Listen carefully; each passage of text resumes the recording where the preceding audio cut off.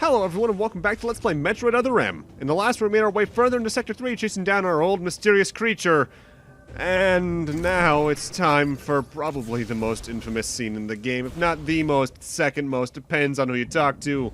It's one of two cutscenes they usually bring up as being, whew, boy, dire. But let's not get ahead of ourselves. Let's watch this all go down.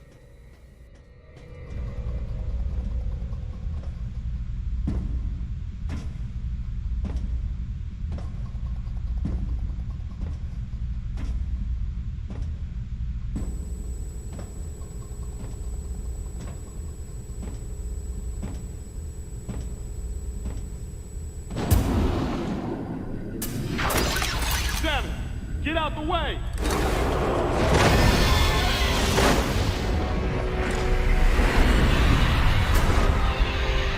Man, can't see a thing in here. We gotta clear out. Where's the exit at?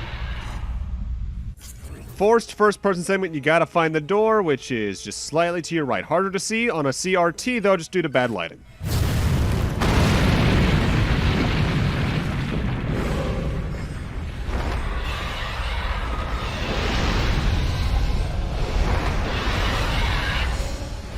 Duck. This ain't good. Well, only one thing to do, huh? Let's tear this thing up. Wait, Anthony. Leave this one to me. Don't waste your plasma.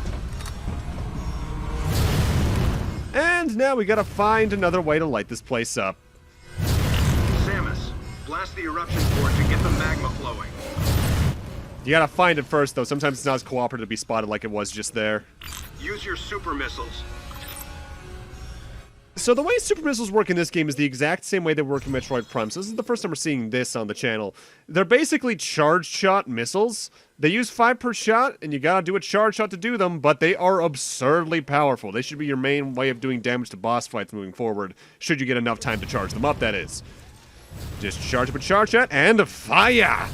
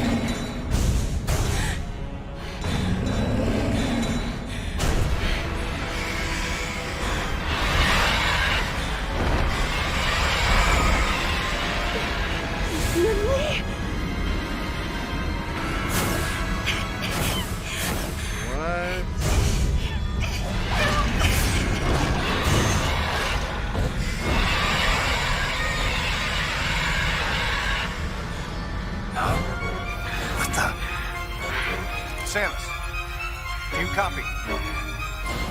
Samus! Samus, use your plasma beam! What's your status? You can't be! Samus, do you read me?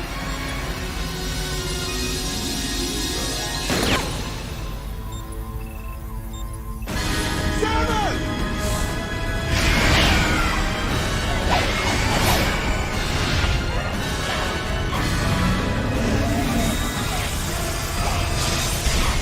Let her go!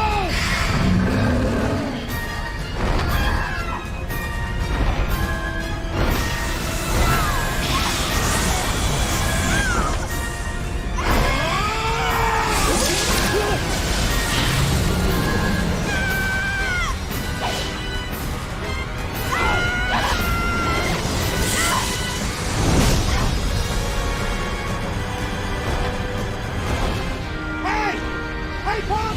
Don't you know how to treat a lady? Man, you got no stop.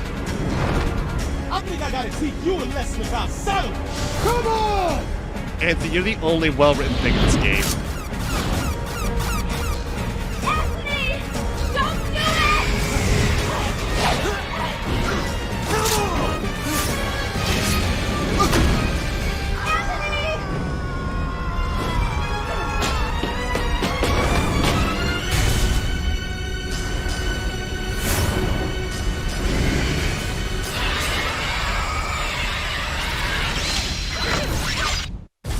We will talk about that scene later. But now we got a plasma beam, and not for nothing. The only time the orchestra really gets to go all out in this game has easily the best version of Ridley's theme. With that said, Ridley as a boss fight can be one of the most dangerous in the game because he has extremely high damage outputs. He can do a cross-arena shockwave attack. He can do several stabs down with his tail spear. He can just land on the ground and decide to do several 1, 2, 3 hit combos. If you do enough charge shots, you do get him stunned, so you can do a lethal strike against him. But that only takes out a fraction of his HP at a time. The big thing happens after the first lethal strike, where he starts surrounding himself, and I guess either some hard armor or some energy to shield himself. Either way, that'll only go away if you hit him with a charge shot. The big thing, or not charge shot, super missile. The big thing is figuring out the timing to do so, because sometimes if he gets his attacks out so quickly, it can be hard to get it out without taking some damage. Your best opportunity, I find, is between volleys of him doing the cross-arena shockwave, as when he's on the ground, usually he'll be too proactive in trying to hit you, I find, to actively get rid of the shielding. This fight can be rough, and it's very easy to die in. Though there's an Easter egg about that moving forward that we'll talk about in a few moments.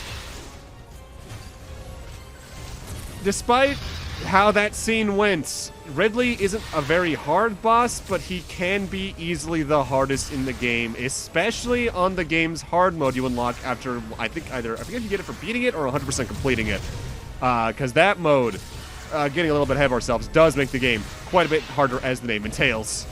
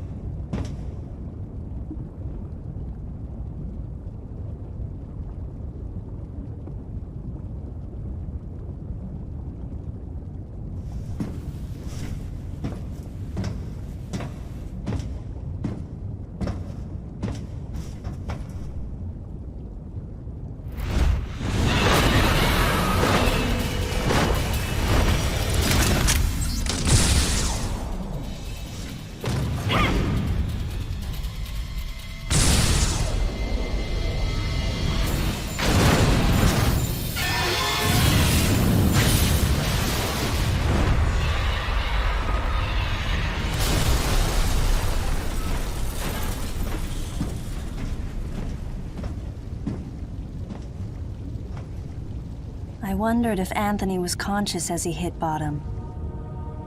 Unbearable thoughts welled up in me, making me want to get as far away as I could. I regretted not being able to protect him. And I regretted thinking, even for a moment, that he would betray me, or fail to come to my aid at the expense of his own safety.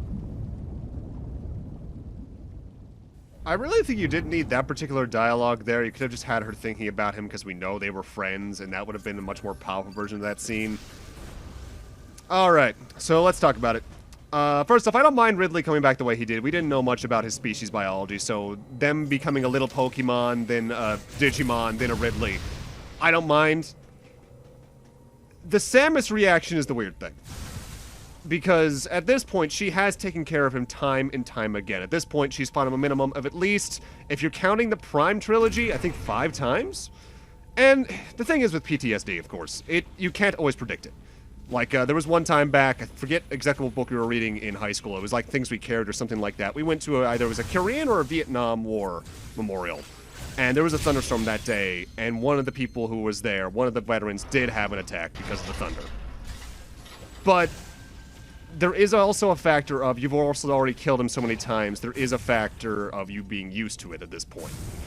I think a lot of this game's weird writing stuff like that could be better excused if this game was set before Metroid 1. If, say, this was like her second or third mission out of the Galactic Federation. Because then the whole Adam being very distant thing would make more sense. Her being a lot more focused on him can make more sense. So many minor things would make so much more sense if it was placed like that in the timeline. Something was gnawing at me. Communication with Adam had ceased. From the deleter's point of view, Adam would represent the largest threat. Without question, his life had to be in danger. But it was Adam Malkovich. He wouldn't go down easily. And Adam would already know about the deleter, so there's no way he would let his guard down. If that was the case, then why couldn't I reach him? What did he think of the unfolding situation, and what was he planning to do next?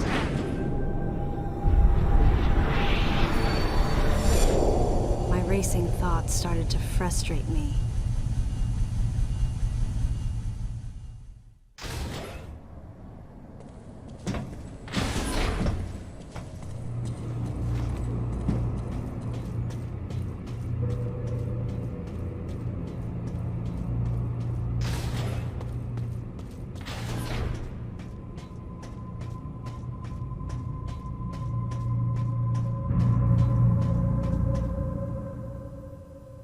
And a minor detail I do like. She is right. Adam has stopped communication with you, and the only way you'd really know that is if you die in the fight with Ridley. Usually if you die before that fight, Adam will go, Samus, what's wrong? Respond as you're dying, sort of like the Colonel, Snake, Snake, Snake from Metal Gear Solid and Solid 2 and all that. But he does not do that in that fight. Again, if they had more conversations throughout the game, just as you were playing, to build the relationship between the two a bit in canon, outside of just the manga and stuff, that also could be a lot more of a stressful plot point, but they don't do that. Speaking of the manga, I mentioned before that a lot of this game's plot is just milked out and very thin versions of what happened in that very short, I think, what was it, 2-volume long manga? The Ridley scene's right out of that, too. There is a scene, I forget if it's when Samus is older or as a kid, but Ridley taunts her about eating her family, being involved in the mission that killed her human parents, and they do nothing with that here. I think the way that she gets out of it in that version is that the ghosts of the Chozo who had recently passed end up talking to her, and that ends up solving her through it and helping her conquer her fears. But here, she just does nothing. Again, the manga is just a better version of this game's character moments. Also, we got a new enemy here. These are, I believe, Mighty Griptions. They're just the armadillo enemies from earlier, but now they have spikes, and because of the spikes, you cannot overblast them, so you gotta rely on super missiles, charge shots, and everything else to take care of them in any reliable fashion. Yeah, the Ridley scene, clumsy. Very clumsy. Could it have been done right? Probably. There are probably ways to write that better as her having a panic attack from seeing him. I remember back when the game was new, I defended it as you don't know how she reacted in the other games because they didn't have cutscenes, and there is a valid notion to that. Like, I think I remember reasoning to someone I talked to at the time that the zoom in on Samus in Zero Mission could be her having a panic attack. We just don't see anything of how she actually reacts. But the older I've gotten, the more I've realized, no, this was just them really sloppily trying to write in drama on top of using an element that was sort of already in something else. And given how they've corrected Samus's character to be since, because whenever there's anything slightly remotely stressful in Dread or Samus Returns, she just does not give a single shit. They've either decided, no, she's the hard ass we've always thought she sort of was, or she grew past this. Again, if this was placed pre-Metroid 1, if she was still younger, if she was still newer, still slightly more emotional over some things that had happened more recently in her lifetime, it would make more sense to have it there, but it's not. If this game ever got a remake, I'd hope they'd replace it in the timeline to be there, plus it would make the whole Adam element make more sense in terms of her looking up to him, because then she'd be younger. This age of Samus looking up to him the exact same amount that we've seen her thus far just seems odd, because she's as accomplished as he is at this point, if not a little more, because she's blown up planets and he hasn't. She's definitely at least as experienced, if not more so combat-wise, at this point. So many minor things could have just fixed the writing of this game, but it's not. The writing's bad, and we have to deal with it. And I know a lot of people try to say nowadays this game isn't canon. Yes, it is. They just don't really address it. Like, getting ahead of myself here, one of the ending images in Dread is of... the main ending images in Dread are all of the main timeline games, 1 through Dread. But the 6th one is this game, so it's still canon. They just don't want to directly address it, probably because the game did sort of kill the franchise for a while there, so talking about it directly would be a little awkward. Whoa, that's weird. That's because you're not supposed to shine spark there.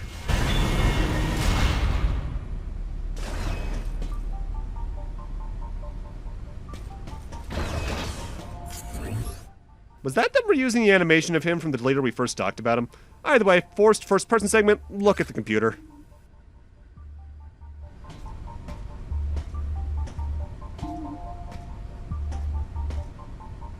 Any objections, Adam? Alright, not for nothing, given the lore, that's a pretty kick-ass line. But now, Samus unlocks on her own the space jump and screw attack, giving us our best mobility upgrades in the game. We can now get about 90% of the game's items that we haven't already from memory. The only thing that's really stopping us is not having power bombs, so we're going to be waiting a while on that. Now, had Samus decided to do that a couple times earlier on in the game, like, say, go through one of the superheated rooms, then go, no, I'm unlocking the various suit on my own, I'd also think maybe the authorization system isn't as stupid as it is.